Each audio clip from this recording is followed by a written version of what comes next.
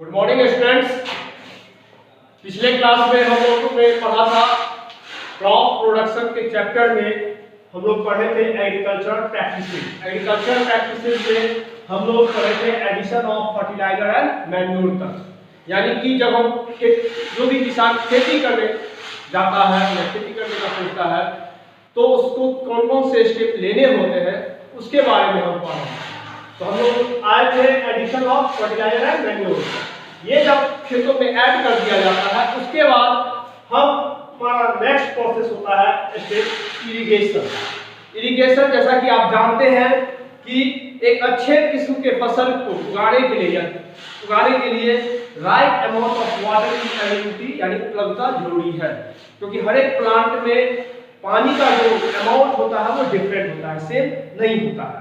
Plants जो क्या करता है, प्लांट्स का रोल क्या है, प्लांट्स एब्जॉर्ब करता है वाटर और मिनरल्स। जो भी मिनरल्स या फर्टिलाइजर आप खेतों में डालते हैं वो पानी के द्वारा ही एब्जॉर्ब कर पाता है। अगर पानी आप नहीं डालोगे या पानी नहीं डालेंगे तो वो जो भी उसका मिनरल्स है ना, और फर्टिलाइजर है वो अच्छी तरह से एब्जॉर्ब नहीं कर पाएगा। तो seeds do not germinate in the absence of scarcity of water. मतलब सबसे पहला एकदम कॉमन चीज हो जाएगा कि जो सीड आपने सोन किया है, बोया है, वो अच्छी तरह से वाटर की स्कार्सिटी में डेवलप या जर्मिनेट अंकुरित नहीं हो पाता है। तो इसी के लिए हम लोग क्या करते हैं, इरिगेशन। इरिगेशन का मतलब सिंचाई है ना, supply of water to cultivated field at regular intervals is called irrigation. यानी एक रेगुलर इंटरवल, ऐसा नहीं कि एक ही दिन में सारा पानी डाल देते हैं। एक रेगुलर इंटरवल में हर एक फसल का टाइमिंग होता है कि 15 दिन बाद 10 दिनों बाद पानी पटाना है, उसमें डालना है ना, वाटरिंग करना है। तो ये आपका एग्रीकल्चर प्रैक्टिसेस का ये भी एक मोस्ट इंपॉर्टेंट स्टेप है, जिसमें है various traditional and modern methods of irrigation. तो कुछ ट्रेडिशनल मेथड भी यूज होते हैं और कुछ मॉडर्न मेथड भी। अभी भी बहुत सारे जगहों पे ट्रेडिशनल ही यूज किया जाता है, बहुत ऐसे जगहों पे मॉडर्न टेक्निक यूज किया जाता है। तो सब कुछ एग्जांपल्स यहाँ पे दिए हुए हैं ट्रेडिशनल इरिगेशन के, जैसे टेटली, चेन पंप, मोट, राहत। ये आप डायग्राम के द्वारा बुक में आपका दिया हुआ है, आप इसको अच्छी तरह से समझ सकते हैं कि कैसे ये किया जाता है। These methods are used cattle और humans। ये जो यूज होता है या तो कैटल्स के द्वारा या इंसान के द्वारा खुद किया जाता है, जो पानी को खींचता है फ्रॉम द वेल, कुएं से खींचता है। These methods are cheaper। ये सस्ता तो होता है, but they are not very efficient। लेकिन ये ज्यादा efficient मींस होता है, निपुण नहीं होता है, मतलब बहुत अच्छी तरह से आपका नहीं हो पाता है। Pumps are also commonly used for irrigation and are operated by using diesel, biogas and electricity। इसके लिए पंप यूज किया जाता है, पंप भी इसमें यूज किया जाता है। तो पंप चलाने के लिए आप जानते हैं डीजल, बायोगैस और इलेक्ट्रिसिटी यूज करना पड़ता है। अब है कुछ examples modern methods of irrigation. तो देखिए modern methods of irrigation generally अगर देखा जाए तो जो लार्ज स्केल पे खेती बाड़ी करता है या जिसको कैपिटल जिसके पास ज्यादा होता है, पूंजी ज्यादा होता है, कुछ धनी में कह सकते हैं रिच पर्सन जो होते हैं, रिच जो फार्मर होते हैं, वो इस मेथड का ज्यादा से ज्यादा यूज करते हैं। जिसमें आता है आपका पहला है स्प्रिंकलर सिस्टम। ये मेथड वाटर को स्प्रिंकल्ड करता है ओवर द फील्ड। स्प्रिंकल्ड का मतलब छिड़काव करना, जैसे फुहारा पता है ना, ऐसे झरना में से निकलता है, आप देखते होंगे पानी, है ना। और इसमें क्या होता है, over the field bye rotating sprinklers. यानी एक स्प्रिंकलर्स होता है ऐसे, है ना, ऐसे जाली की वजह से आप शावर देखे होंगे ना, बाथरूम में लगा होता है, और ये अपने ही एक्सिस पे रोटेट करते रहता है। तो रोटेट करेगा तो ऑब्वियसली है पानी को चार लगभग अच्छे खासे एरिया को कवर करेगा, फील्ड अच्छे खासे एरिया को कवर करेगा।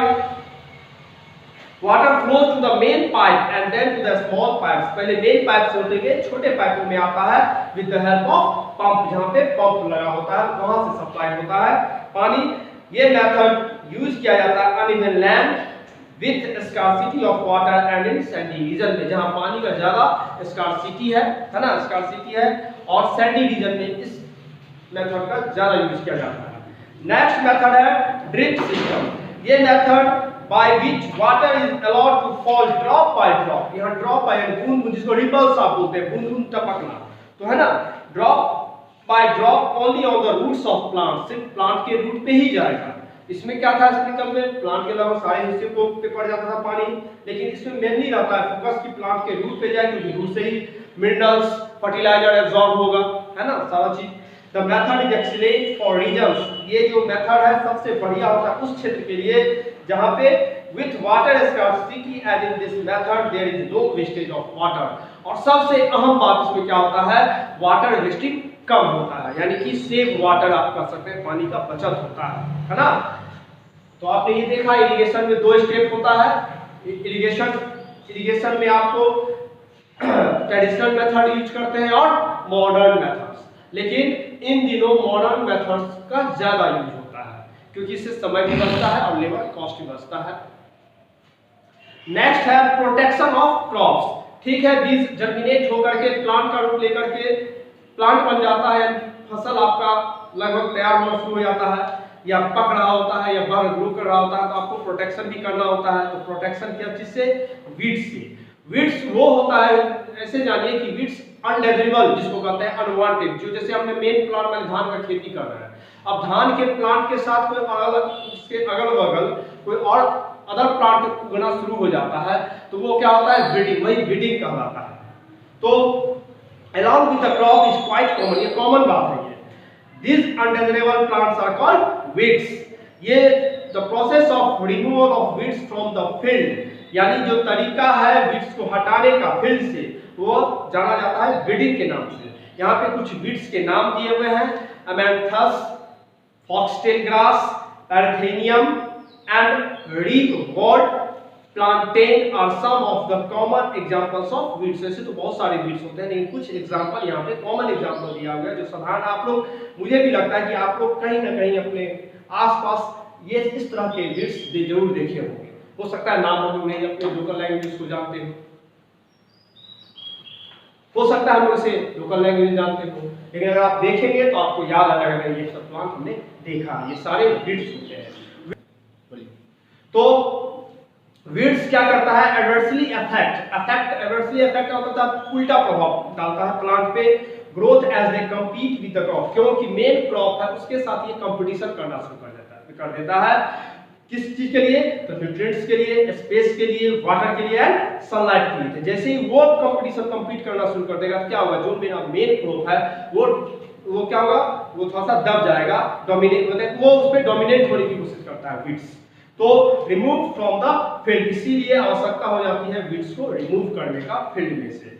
Weeding can be done by 2 तरीके से किया जाता है, मैनुअली बाय हैंड से किया जाता है, तो बाय हैंड में हम लोग खुरपा जिसको ट्रॉवेल इंग्लिश में बोलते हैं वो यूज करते हैं, या harrow a large form like tool होता है, यानी ये टूल्स हम यूज करते हैं वीड्स को रिमूव करने के लिए। तो वो हाथों के द्वारा होता है, आपने देखा भी होगा, कोई चीज नहीं है कॉमन, या जो मैं समझता हूँ जो गाँव जाते होंगे या गाँव से जुड़े हुए हैं वो जरूर इस चीज को एकदम प्रैक्टिकली देखे होंगे।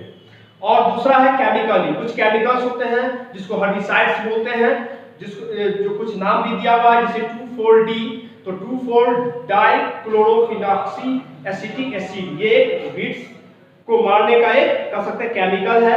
सेकेंड MCPA, ये कुछ ये नाम ये दूसरा है, butachlor are some examples of weedicides.